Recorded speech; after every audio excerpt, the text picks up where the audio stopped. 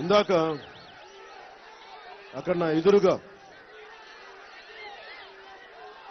భారతమాత విగ్రహాన్ని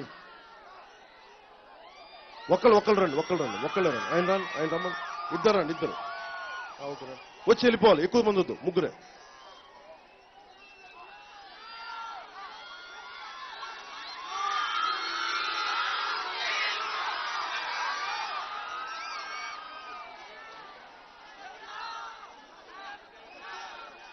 ఆయన రమ్మని చెప్పండి.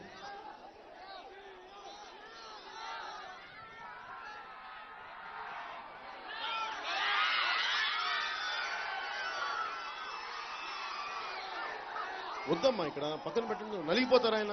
మీరేం చేస్తారు? జాగ్రత్త అమ్మా, జాగ్రత్త. మీరు నేను వస్తాను. జాగ్రత్త.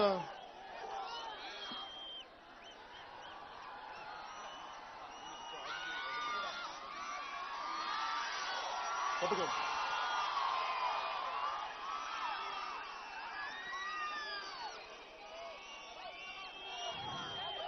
నేను ఎందుకు పిలిపించానంటే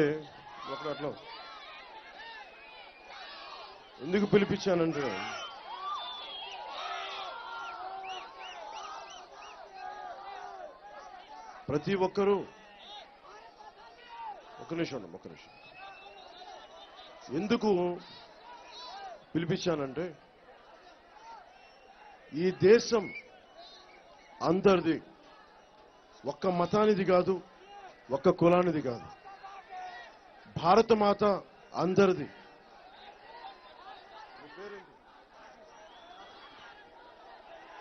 కాజీ నిన్ను పొద్దున సభలో చెప్పాను. సభలో చెప్తుంటే జనగణమన థియేటర్లో పాడాలి, థియేటర్ వేసి అందరూ నిలబడాలంటే నేను ఒకటే నా అభిప్రాయం తెలియజేశాను. ఆ రోజున కేంద్ర ప్రభుత్వానికి కూడా తెలియజేశాను. సినిమా అనేది వినోదానికి వెళ్తాం, చప్పట్లు కేకలతోటి అది నా దేశభక్తిని ప్రదర్శించుకునే స్థలం కాదు సినిమా థియేటర్. దేశభక్తిని ప్రదర్శించుకునేది ఎప్పుడంటే అడ్డగోలుగా ఇక్కడ మనకి వనరుల్ని దోపిడీ చేస్తుంటే దాన్ని ఆపడం, అది దేశభక్తి. ఒక ఆడపిల్ల మానం దెబ్బతింటుంటే దాన్ని అడ్డుకోవడం దేశభక్తి.